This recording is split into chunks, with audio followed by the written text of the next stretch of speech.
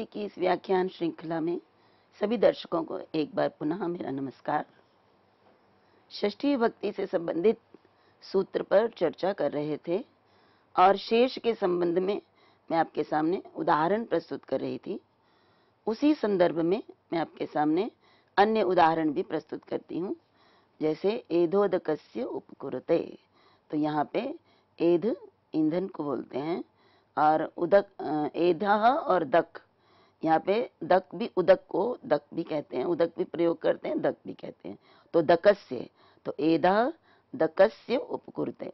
तो एध जो ईंधन है, अग्नि है, वो जल के गुणों को धारण करती है।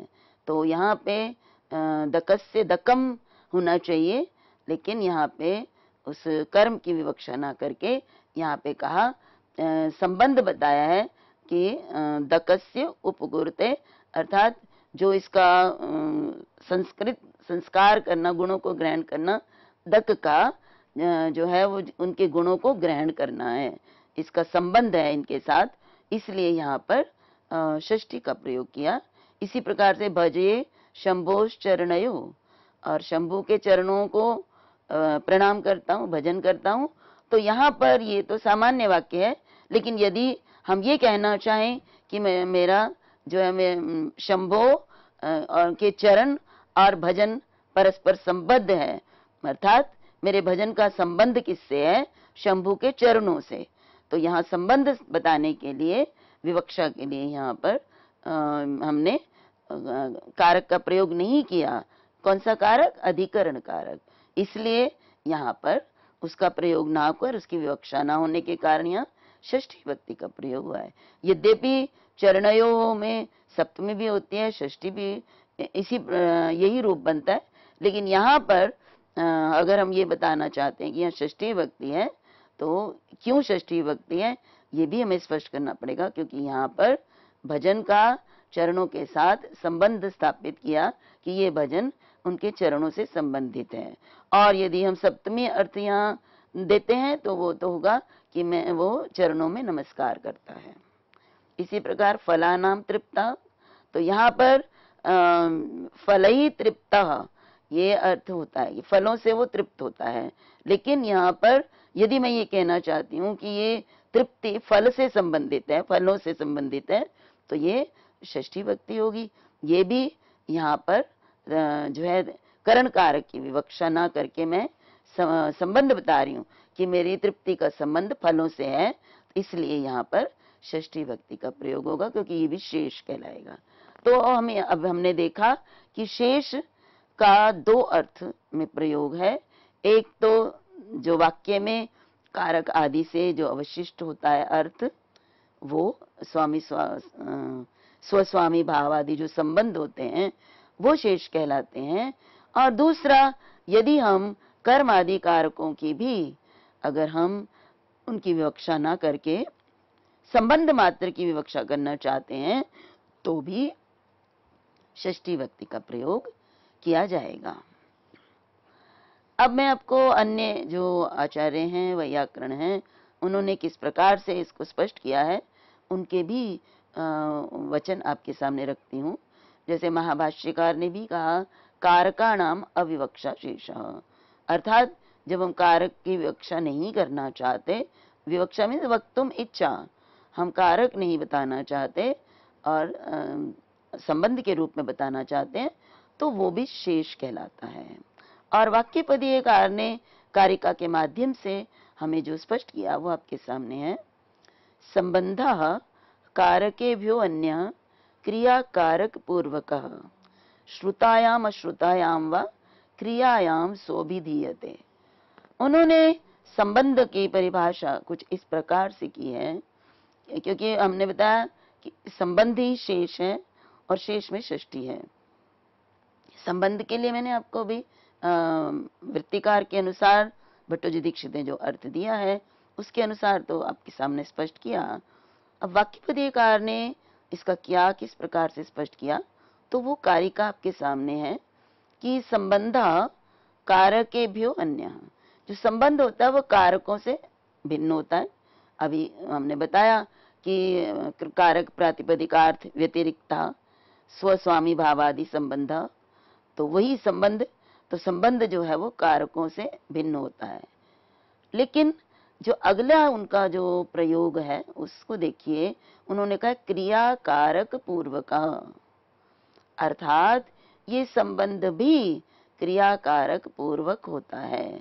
अर्थात इस क्रिया और कारक इससे पहले होते हैं, तभी उनमें संबंध होता है।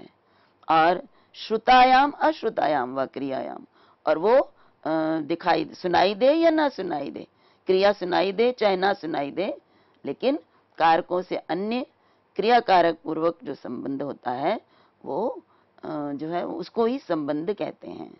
तो मैं आपको हेलाराज टीका में इसको विस्तार से जो स्पष्टीकरण किया गया है उस पर भी आपको चर्चा करना चाहूंगी कि यहाँ पे कहा क्रिया कारक पूर्वकः इत्यनेन कारकत्वं व्याचष्टे शेषस्य।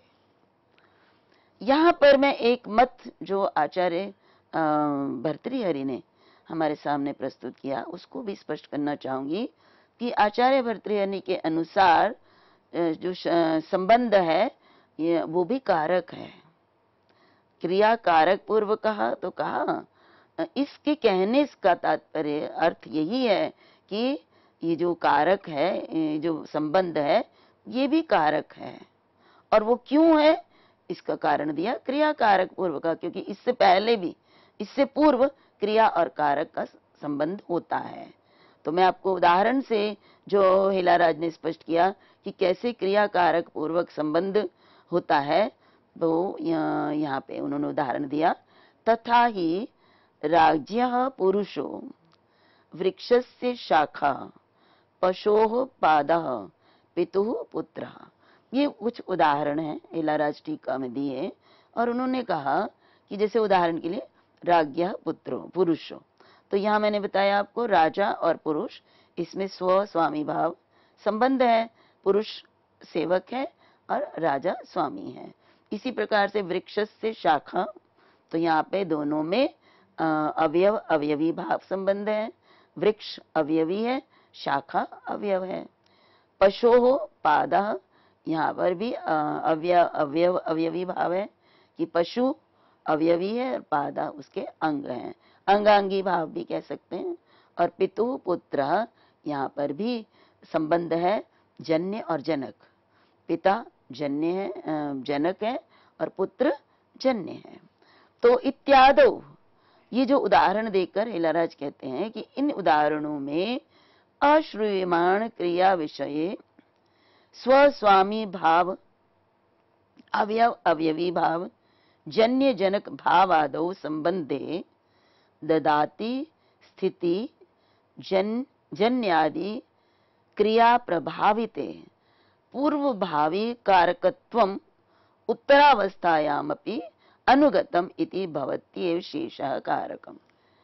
जो आचार्य भर्तृहरि ने जो कारिका में कहा है कि वो क्रिया कारक पूर्व होता है, पूर्वक होता है, और वो क्रिया उस समय रहे या ना रहे, उसी को ये इन्होंने स्पष्ट किया कि ये जो कारक जो आदि, ये जो संबंध बताए गए हैं स्वस्वामी भाव आदि संबंध, ये ददाती, अब मैं आपको यहाँ पे उदाहरणों को लेकर कहती हूँ, जैसे राज्ञा पुरुषा, राजा और पुरुष, यहाँ पे राजा और पुरुष में जो संबंध बताया गया है स्वस्वामी भाव का, ये किस कारण है?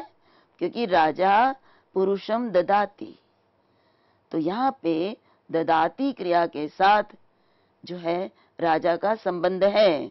राजा जो है दान क्रिया करता है पुरुष के लिए, तभी वो राजा स्वामी है और वो पुरुष सेवक है।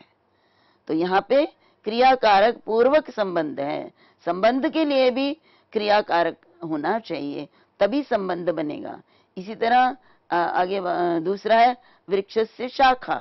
अब वृक्ष और उसकी शाखा में जो हमारा अंग अवयव अविभाव संबंध है, वो भी क्या है कि वृक्ष शाखाओं को स्थिति देता है, तो स्थिति देना तो के कारण यहाँ पे जो वृक्ष जो अवयवी है और शाखा अवयव है, तो ये स्थिति संबंध है, स्थिति क्रिया रूप संबंध है, तभी जो है ये आपका वृक्ष अवयवी बनता है और शाखा अवयव है।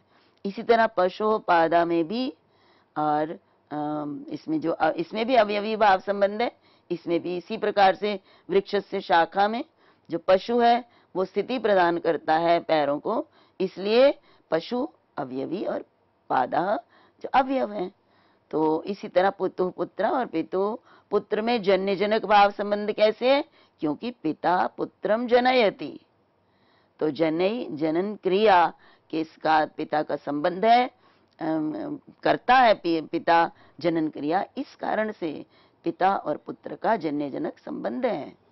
तो ये आचार्य भर्तृहरि ये कहना चाहते हैं कि ये जो संबंध है ये भी कारक है। इसे हम सामान्यतया यही माना जाता है अधिकांशतः कि षष्ठी विभक्ति जो है कारक के रूप में नहीं, कारक नहीं कहते, क्योंकि संबंध कारक नहीं होता है, क्योंकि इसका क्रिया से संबंध नहीं होता। परंतु आचार्य भर्तृहरि ने यहाँ स्पष्ट किया है कि ये जो संबंध है ये भी क्रियाकारक पूर्वक ही होता है, तभी संबंध बनता है। इसलिए संबंध को कारक ना मानना ये उचित नहीं है, संबंध भी कारक ही है। तो यहाँ पे आचार्य भर्तृहरि के मत में संबंध भी कारक है। ये हिलाराज ने आचार्य भर्तृहरि के मत को अपनी टीका द्वारा स्पष्ट किया है। अब हम काशिकाकार के अनुसार भी यदि इसका अर्थ देखें तो शेष के लिए काशिकाकार लिखते हैं कि उपयुक्ताद अन्य शेषा। इनकी टीका न्यास और पदमंजरी में इसको और विस्तार से स्पष्ट किया गया है, तो उसी को मैं आपके सामने रख रही हूँ। उपयुक्ताद अन्य, जो उपयुक्त है अर्थात जिसका उपयोग हो गया है, उससे जो अलग है वो शेष है। अब कथम, कैसे? प्रातिपदिकार्थ पर्यंता उपयुक्ता इत्याह। अब जो प्रातिपदिकार्थ अर्थात कर्म से लेकर और अन्य सभी कारक और प्रातिपदिकार, इस तक जितने भी हैं वो उपयोग उनका हो चुका है, वो उपयुक्त कहलाते हैं। वो किसी न किसी अर्थ में क्रिया के साथ उनका संबंध है, उसको हमने बता दिया। और उससे भिन्न जो है वो क्या है? वो शेष कहलाता है। अर्थ वही है, परंतु उन्होंने भिन्न प्रकार से मेरे सामने स्पष्ट किया और आगे बताया। कर्मादिभ्यो यो अन्य इति कर्मादयः कारक विशेषास तस्य संबंधस्य हेतुभूता। यहाँ पर भी उन्होंने बताया कि कर्म आदि कारक विशेष जो हैं वो उस संबंध के हेतु हैं और जो संबंध है वो फलभूता। तो इनके अनुसार भी जो संबंध है वो कारक है, क्योंकि वो क्रिया कारक संबंध से संबंध पूर्वक है। अब हमारे सामने एक प्रश्न आता है जिसके विषय में आचार्य भर्तृहरि ने अपनी टीका, अपने कारिकाओं के माध्यम से स्पष्ट किया है। जो वो प्रश्न भी बड़ा महत्वपूर्ण है। जब हम ये कहते हैं कि जो संबंध है, जिस प्रकार का भी संबंध हो, वो शेष कहलाता है और शेष में षष्ठी विभक्ति का प्रयोग होता है। अब हम सब जानते हैं कि संबंध एक के कारण नहीं होता है, संबंध दो पदों में होता है। जैसे हम कहते हैं राज्ञः पुरुषः, तो यहाँ पे राजा और पुरुष दोनों में ही संबंध विद्यमान है। इसलिए हमें प्रश्न हमारे सम्मुख उपस्थित होता है कि दोनों में से षष्ठी कहाँ प्रयोग की जाए, राजन के साथ या पुरुष के साथ। तो उसको स्पष्ट करते हुए यहाँ पे बताया गया, गुणस्य परोपकारकत्वेन विवक्षितात् तदन्ते षष्ठी भवति, पुरुषस्य तो उपकार्यत्वात् प्रथमा भवति। अब देखिए, हमें ये बहुत आवश्यक है स्पष्ट करना, क्योंकि शेष जान लेने के बाद हम कहाँ विभक्ति षष्ठी का प्रयोग करेंगे। उसके लिए कहा कि गुणस्य परोपकारकत्वेन। देखिए, यहाँ पे जब हम राज्ञः और पुरुषः कहते हैं तो इसमें प्रधान कौन है? मुख्य है पुरुष, क्योंकि इसका वाक्य में अन्वय है और इसी को सब कार्य हो रहे हैं। यदि हम कहते हैं राज्ञः पुरुषः गच्छति, तो यहाँ पे जो गमन क्रिया करने वाला जो है कौन है? पुरुष। और जो फल प्राप्ति होगी, जहाँ अपने मंजिल तक या लक्ष्य तक पहुंचना है, वो भी पुरुष को ही प्राप्त होता है। इसलिए पुरुष क्या है? वो प्रधान है। और जो राज्ञः, क्योंकि वो पुरुष राजा के साथ संबंधित है, तो वो गौण है। तो इसलिए कहा गुणस्य परोपकारकत्वेन, जो गुण है वो परोपकार, दूसरे का उपकार करने के लिए होता है, दूसरे के लिए प्रयुक्त होता है। विवक्षितत्वात्, तो परोपकार करने के लिए विवक्षित है, इसलिए तद अंते षष्ठी भवति। तो उस गौण शब्द के अंत में ही षष्ठी भक्ति होती है। यद्यपि दोनों ही संबंध बताते हैं, लेकिन जो गौण होता है वो तो उस जो परवर्ती जो मुख्य है उसके के ही प्रयोजन को सिद्ध करता है। तो इसके लिए जो हमने कहा कि पुरुष है, तो पुरुष किसका है? राजा का। तो ये राजा के लिए, राजा जो है पुरुष के लिए ही विवक्षित है, इसलिए इससे षष्ठी भक्ति होगी राजन से। और ये किसके लिए प्रयुक्त हुआ है राजन? तो पुरुषस्य तु उपकार्यत्वात्, और पुरुष उपकार्य है, क्योंकि ये पुरुष के लिए प्रयुक्त हुआ है, इसलिए पुरुष में प्रथमा विभक्ति प्रयुक्त होगी। तो ये भी स्पष्ट हो गया हमारे सामने कि संबंध तो दोनों में होता है, लेकिन विभक्ति षष्ठी का किसमें प्रयोग होता है? वो जो गौण होता है उसमें प्रयुक्त होती है। और गौण क्या होता है और प्रमुख क्या होता है? जिसका वाक्य में साक्षात प्रयोग है वो मुख्य है, और जो संबंध जिसके साथ स्थापित, जो उस के लिए प्रयुक्त हुआ है, जिसका वाक्य में क्रिया के साथ संबंध होता है, उसके लिए जो प्रयुक्त होता है उसमें वो गौण है और उसमें षष्ठी भक्ति होती है। इसी को आचार्य भर्तृहरि ने कारिका के माध्यम से स्पष्ट किया है, और वो कारिका है द्विष्ठोप्यसौ परार्थत्वात् गुणेषु व्यतिरिच्यते तत्राभिधीयमानः सन् प्रधाने अप्युपयुज्यते। तो यहाँ पे मैं एक और भी इसमें समस्या का समाधान है। तो मैं यहाँ पे पहले आपको तो पूर्व वाला जो अर्थ है उसी से संबंधित जो पहला वाक्य है, द्विष्ठो अपि असौ, अर्थात जो ये संबंध है द्विष्ठो, दोनों में रहता है। जैसे मैंने बताया राज्ञा पुरुष, और इसी तरह अवयव अवयवी जन्य जनक, इनमें संबंध दोनों में ही रहता है। लेकिन परार्थत्वात् गुणेषु व्यतिरिच्यते, क्योंकि गुण जो है वो परार्थ के लिए प्रयुक्त हुआ है। जो राजा है वो पुरुष के लिए प्रयुक्त हुआ है। इसका विवक्षा क्या है कि बताना चाहते हैं कि पुरुष राजा का है, तो इसलिए ये गौण है, इसलिए गुणेषु व्यतिरिच्यते। तो गौण शब्दों में ही इसका संबंध का प्रयोग, षष्ठी भक्ति का प्रयोग होता है। अब अगले जो पंक्ति है उसमें बताया तत्र अभिधीयमानः सन् प्रधाने अपि उपयुज्यते। ये बताने से पहले मैं आपको इसका एक उदाहरण बताती हूँ जहाँ समस्या आती है।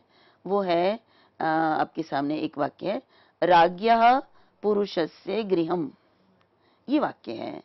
अब यहाँ पे हमने आपको कहा कि जो संबंध है गौण में होता है, गौण में संबंध में षष्ठी भक्ति होती है। तो यहाँ पे देखिए राज्ञा, राजा और पुरुष, इसमें गौण राजा है, पुरुष प्रधान है, तो हमने कहा राज्ञा में षष्ठी भक्ति का प्रयोग हो गया। परंतु यहाँ पर पुरुषस्य गृहम्, पुरुषस्य में षष्ठी भक्ति का प्रयोग कैसे हुआ, इसका भी हमें जो उत्तर है ये खोजना पड़ेगा, क्योंकि जो प्रधान है उसमें प्रथमा विभक्ति का प्रयोग होगा। तो यहाँ पर क्योंकि पुरुष का संबंध गृह से है, पुरुष का, यद्यपि पुरुष राज्ञा पुरुषा में पुरुष प्रधान है, परंतु पुरुष का घर, इसमें घर प्रधान है, तो इसलिए प्रधान होने पर भी पुरुष में, पुरुष को भी इसमें भी षष्ठी भक्ति का प्रयोग हो जाता है। यहाँ भी पुरुष शेष के रूप में ही प्रयुक्त होगा। तो इस प्रकार से यदि एक या दो या तीन जो पद हैं उनका प्रयोग होता है और उनमें षष्ठी भक्ति का प्रयोग है, तो वो किस कारण से है, संबंध दिखाना आवश्यक है कि किसकी दृष्टि में वो मुख्य है, किसकी दृष्टि में वो गौण है। तो इसलिए राज्ञा में तो षष्ठी गौण में हो गई, पुरुष क्योंकि हमने कहा प्रधान है, परंतु राजा की दृष्टि में प्रधान है, गृह की दृष्टि में पुरुष प्रधान नहीं है, इसलिए इसमें भी षष्ठी भक्ति हो जाती है। तो इसमें कहा तत्राभिधीयमानः सन् प्रधाने अपि उपयुज्यते। तो यहाँ प्रधान में भी जो है षष्ठी विभक्ति का प्रयोग हो जाता है यदि वो किसी और के लिए प्रयुक्त हुआ हो, जैसे पुरुष का प्रयोग गृहम के लिए हुआ है। इसी प्रकार से देखिए इस वाक्य पे देखिए ये पंक्ति है, प्राधान्यम स्वगुणे लब्ध्वा प्रधाने याति शेषताम। तो देखिए वही बात जो मैंने आपको स्पष्ट की कि स्वगुणे प्राधान्यम लब्ध्वा, अपने गुणों के प्रति तो वो प्राधान्य हो गया, राजा का पुरुष, तो पुरुष जो है वो प्रधान है क्योंकि राजा गौण है, और प्राधान्य को प्राप्त कर लिया, लेकिन प्रधाने याति विशेष शेषताम, और जो प्रधान होता है इसका भी जो प्रधान होता है उसके प्रति वो शेष हो जाता है।